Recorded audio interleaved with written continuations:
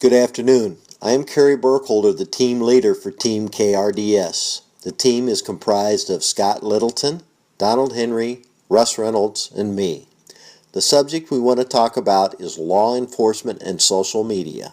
More specifically, we're going to discuss 6 of the ways law enforcement uses social media to fight crime.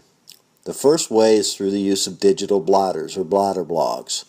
A police blotter is the traditional term for the document that a police desk sergeant maintains to keep track of the events that occurred in his or her precinct on his or her shift. A significant number of police departments are publishing online versions of their blotters for the public. Here's a sample of the blotter published by the Seattle Police Department. Not only does it have brief descriptions of some of the major incidents taking place on the date indicated, but it has areas at the top where you can view descriptions of current or unsolved crimes. By implementing an online blotter blog, police departments are able to provide the public information in a variety of different, interesting, and engaging ways.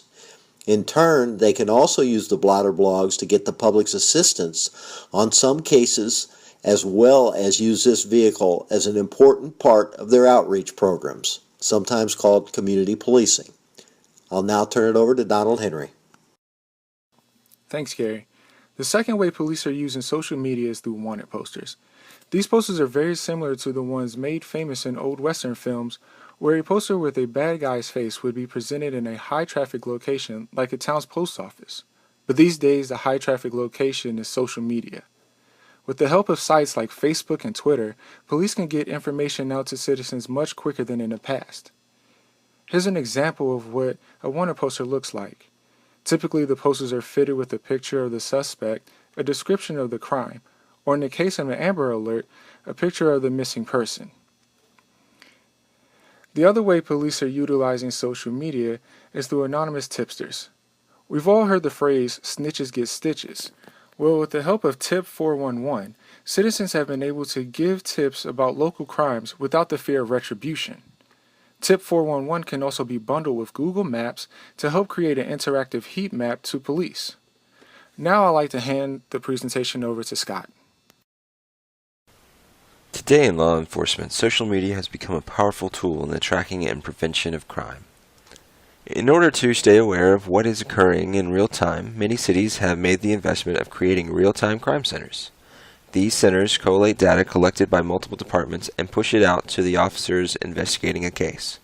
Real-time crime centers help keep officers aware of any changes in a case, including profiles on possible suspects.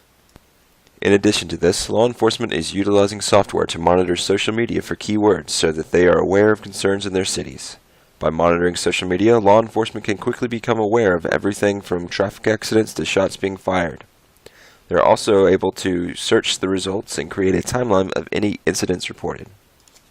Law enforcement is also using social media in an active way to infiltrate various suspects or groups and monitoring their activity within their social networks. There are some legal concerns with this method of crime prevention. Because many social media sites have rules against creating false profiles, some of the social media companies have requested that officers cease their use of these sites. The public is also getting in on the act. In more and more cases, law enforcement is turning to social media and requesting assistance. In many cases, this help has proven invaluable. From tracking down a group of assailants in Philadelphia to tracking the activities of terrorist groups, the power and reach of social media is unequaled. The sixth and final way law enforcement agencies use social media to fight crime is tracking and informing with Twitter. Since 2006, Twitter has become one of the trendiest social media outlets in the social media market. Millions of people tweet every second, every day, status updates that include text, photos, and geographic information. This type of communication can be useful to law enforcement agencies during events that draw large crowds where agencies can data mine tweets to alert authorities about potential violent situations such as a bomb, shooting, or a riot. Whether the alert is legitimate or not, authorities utilize Twitter to inform the crowd in real time. This allows authorities to have better control of the environment with the goal of ensuring public safety. Authorities also utilize Twitter to broadcast information about crimes in progress, wanted criminals, and information regarding recent arrests. Until now, this capability was impossible, and law enforcement agencies had to depend on radio, TV, and newspaper agencies to inform the public about crime.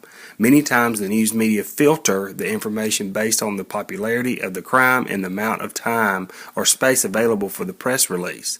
This decreases the authenticity between the law enforcement agencies and the public, since agencies couldn't control what information was released and what was not.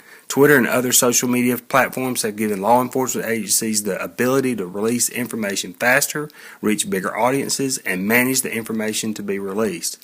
Please be sure to follow the links to our Pinterest pages in the description below, where you can find more information regarding ways law enforcement agencies use social media to fight crime. Thank you.